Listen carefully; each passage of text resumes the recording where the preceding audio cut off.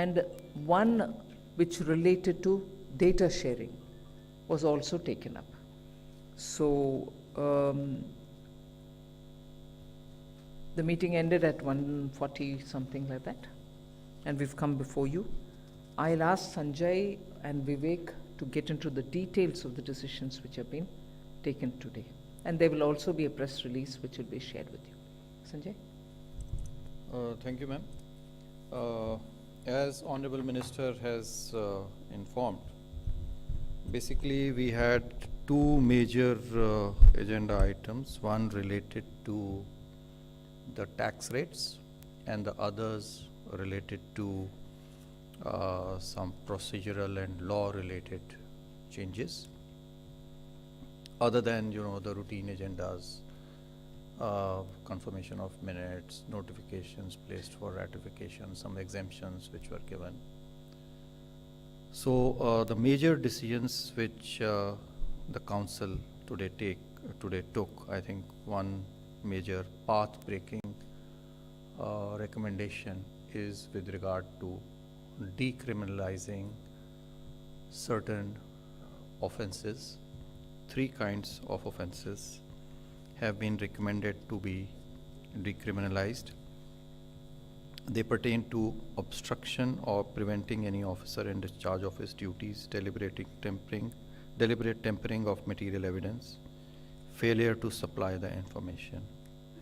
Moreover, the threshold limit of tax amount for launching prosecution in any criminal offense defined under the GST laws, the limit has been increased from 1 crore to 2 crore for all offenses other than those involving fake invoices.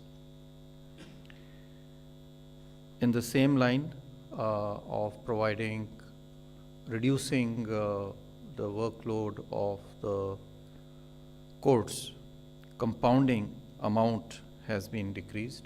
Right now it is 50% to 200%, 150% of the tax amount. So this has been reduced to 25% to 100%. Certain decisions were also taken regarding rates. One of them is relating to husk of pulses, including chilka and concentrates, including churi, khanda, etc. This attracts 5% rate. This has been reduced to nil. Previously, when it was used as cattle feed, it was exempt. But when used as a cattle feed ingredient, it was being taxed at 5%. So this relief is being given. The other exemption relates to extension of the 5% tax on ethyl alcohol, presently 18%, for blending purposes. Already we had allowed 5% reduced rate for blending with petrol by the oil marketing companies. Now this exemption is being extended to the refineries as well. So this will further promote our efforts on blending and reduce our dependence on imported crude and thereby save precious foreign exchange.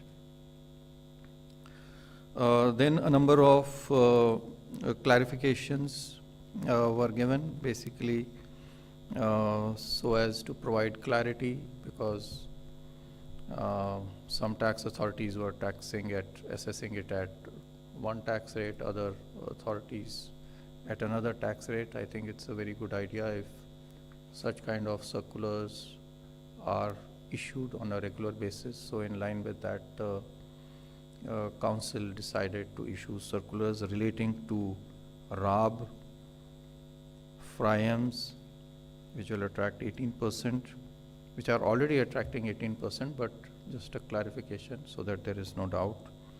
Similarly, the cess, applicability of cess on SUVs, this was clarified, and certain clarification was also provided for the equipment and materials used by petroleum companies for exploration, etc. It was also decided to include supply of mentha arvensis under reverse charge mechanism, as has been already done for mentha oil. A major decision was taken today to facilitate e-commerce for micro enterprises. You would be aware in the last meeting, 47th GST Council meeting, Council had decided to allow the e-commerce operators to supply the unregistered, the products of unregistered vendors, dealers, as well as composition taxpayers. So the modalities for that in terms of the changes it would require in the law and the rules, etc., were approved by the council. Then there were a number of other matters for relief and clarification for the taxpayers. One pertaining to the years 17, 18, 18, 19 as to how to deal with the mismatch of the invoices in GSTR1 vis-a-vis GSTR3B. So that will further help in the administration of tax. Another clarification pertains to the no claim bonus which is offered by the insurance companies. So it has been decided to clarify that this will not attract any GST. No claim bonuses, as you are aware, offered by insurance companies when the insurer does not claim any compensation under motor insurance or any other insurance.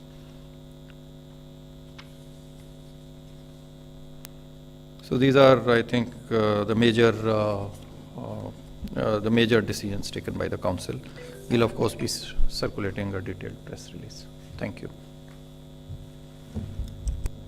Question. Team C. First Team C and then Sushil.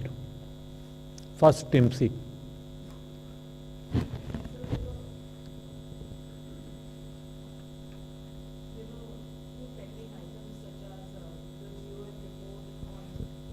Gaming and casinos, that was much awaited because in the last council meeting it was said to be on the agenda, but was that there on the agenda? Has the report been assessed?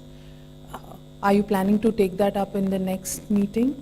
And also on tribunals, as ma'am said that it could not be taken up this time. If you could give broad highlight points of the GOM report as to what has been suggested by the GOM in terms of appellate tribunals, because that is a step which the industry is looking forward to. So insofar as the first report that you mentioned about casinos, etc., and online games, that was received only a couple of days ago, so there was not much time. Even if we had circulated it, the honorable members of the council would not have got time, and so that's why we have decided we did not circulate it. So it was not part of the agenda of this particular GST council meeting. Insofar as the second report, GOM report, that could not be considered because of scarcity of time, as the honorable minister has already pointed out. So that will be discussed. I mean, this is an internal report.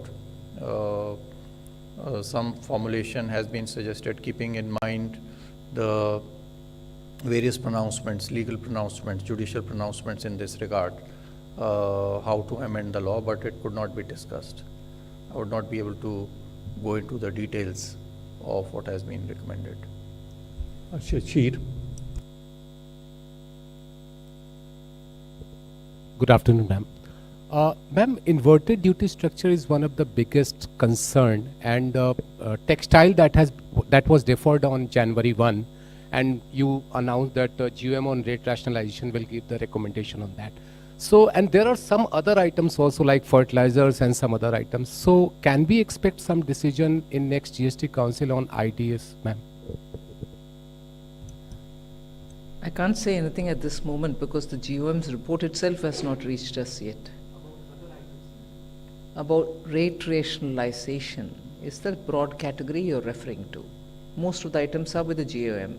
If there are others, like for instance, if there's one item, I am going to deal with it separately, am I not? Will have to be decided. At the moment, there's nothing that we're talking about. Yes, but they needed more time.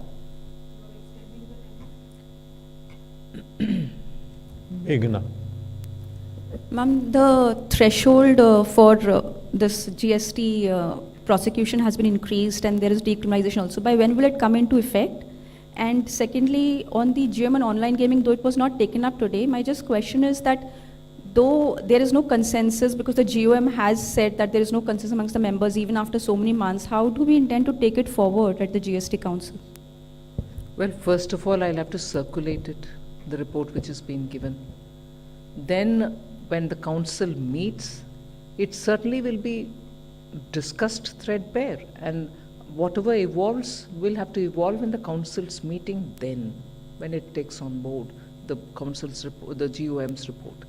So taking it forward for me would mean that I first circulate it to all the others as well who are not part of the GOM, but nevertheless for all the members of the council it will be a fresh scent for them to have a look at it, and then a date will be fixed for the council wherein hopefully all the members will talk about how the report has come about and what is it that we have to do further. So that's a process in which I have to follow. Sanjay, you want to say? We will be getting it in the finance bill. So as and when, all the states and the center are able to get it through, it will, so it will take time, as you are aware, because everyone has to actually get their own laws passed through their respective legislatures. 105, Nico. Ma'am, there's been some clarification issue on SUV cars as well. Could you please explain what was the earlier issue and what has been clarified now? What's the treatment going to be now? As it is what has been issued. In fact, that gives me an opportunity to explain and put forth one thing right up front. In this council meeting, there has not been any tax increase on any item. Everything that has been done is to issue clarifications where ambiguity of interpretations prevailed. Like even the issue of rub, which is the juice extracted from sugar cane, which after that when it goes into the machine of the centrifugal whatever, churns out molasses. But the juice prior to going into the machine, what UP calls as rub, was a subject of ambiguity prior to today's meeting, where one state issued for rub producers a notice saying, why can't I tax you because that is molasses, whereas that person would say, no, it is rub. So such kind of situations have all been gone through by the fitment committee, and in this meeting, if there is one dominant feature, it is on very many such issues we've issued clarifications. No new taxation has been brought in, no new taxes at all. Majority of all that has been discussed is fitment committee's recommendation that's been brought to the council on clarifications provided or necessary to be provided on very of these. RAB is an example that I've taken. Similarly is this SUV. There too we have given an explanation based on all the discussion which has happened through the fitment committee. And on the SUVs, the clarification that has been given that the higher rate of compensation cess of 22% is applicable to motor vehicle fulfilling all 4 conditions, and the 4 conditions are, it is popularly known as SUV. So if the vehicle is already known as an SUV and it has engine capacity exceeding 1500 cc, and then the length exceeding 4000 mm and a ground clearance of 170 mm or above, which is in the notification entry number 52B. So that clarification has been brought in. But even as we brought in this clarification, there was a request to bring in or add to this MUVs, which are now being already in the market and people are talking about it and so on. So what has been agreed by the council is that this goes ahead, this clarification goes ahead. But if there is anything else which has to be added on to this 22% rate, the fitment will look into it. And any state or any minister who wants to add, saying this also comes under that category of SUV, please use it. Because this whole discussion, I think, emerged when questions about whether sedans should be included or not. Some states interpret it this way, some interpret it in some other way. So this clarification is not new tax. It's more to say what defines that commodity which is under taxation as SUV.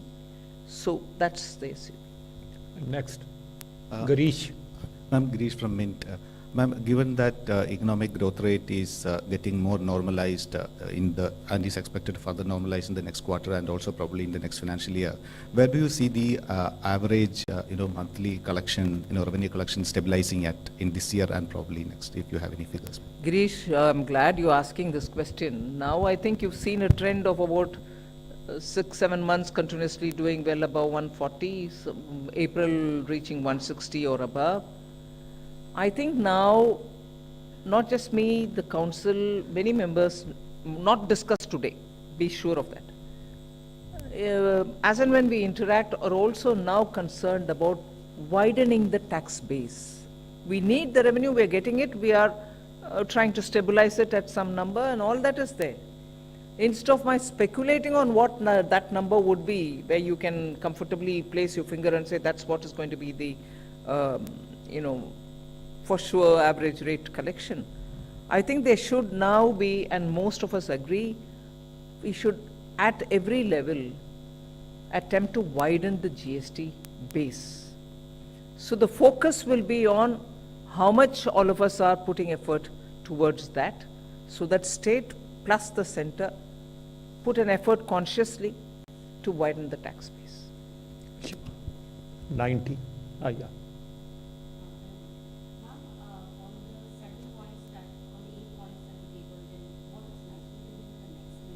No, 15 were tabled, 7 plus 1, 8 were taken up and sorted out. And the tribunal, the 2 of them are very important, so they will be taken up.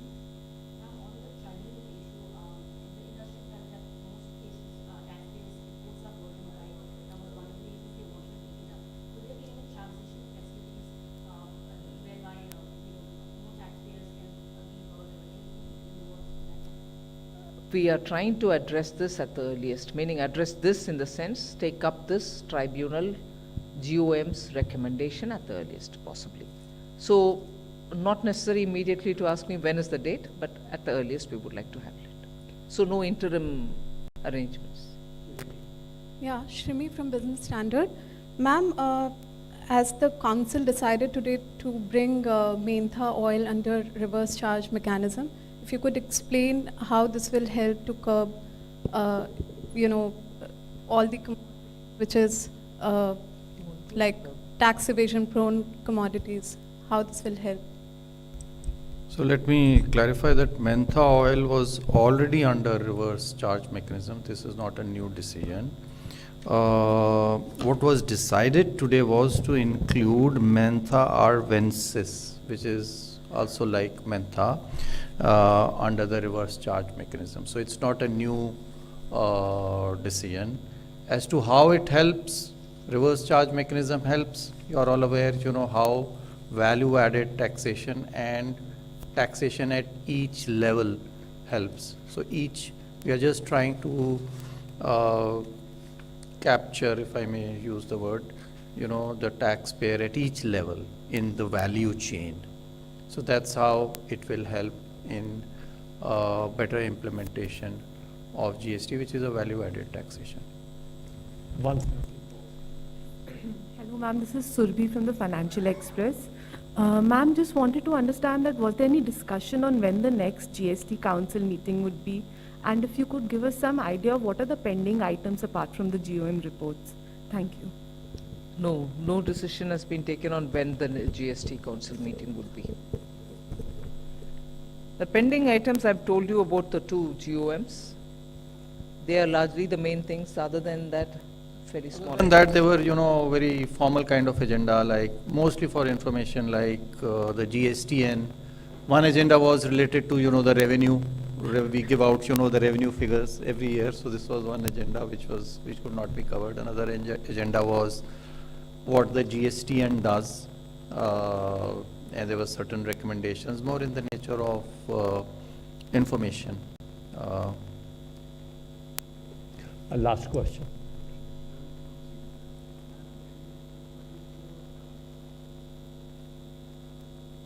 What is the consideration for the no bonus claim on insurance? What was the industry demand and what was the discussion in the GST Council on for no bonus claim on insurance? So see what. Yeah. Thank you, ma'am. So the issue was whether no claim bonus is to be included in the taxable value or not. And there were some disputes around that. What the council has today clarified that no claim bonus will not be includable in the value and therefore it will not be taxable. Sir Rajiv Dainik Jagran से sir एक चीज clarify करना चाहते हैं fake invoice को डिक्रिमिनेशन से बाहर रखा गया है या उसी में है Fake invoices. So you already had, you currently have a limit of 1 crore in law for, beyond which only cases are recognized as, attracting criminal action. What was proposed to the council and what came out of the discussions was that the limit will be enhanced from 1 crore to 2 crore now. So cases involving a tax amount of up to 2 crores will go out to the purview of criminal action, except cases of fake invoices, because it was felt by the council that we still have cases of fake invoicing, and until we are able to more squarely address it over a period of time, the current threshold of 1 crore should be retained. So the present threshold of 1 crore has been retained only for fake invoice cases. Others have been decriminalized and up to the threshold has been raised to 2 crore. Thank you.